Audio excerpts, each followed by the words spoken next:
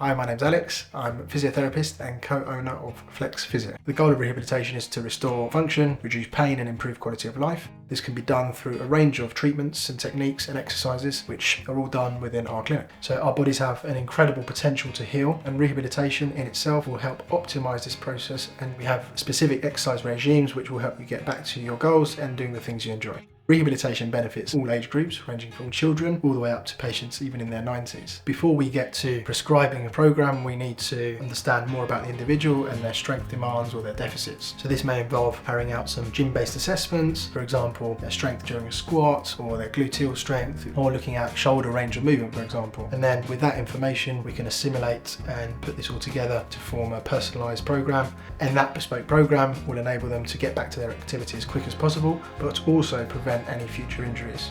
And seeing that process is not only rewarding for the patient, but for us as physiotherapists as well. We are in a unique position to have an in-house gym which can get you back to high level function and also offer supervised rehabilitation sessions with your physiotherapist. We place a lot of emphasis on evidence-based treatment. This filters into our rehabilitation programs, which will therefore be tailored to the individual's needs.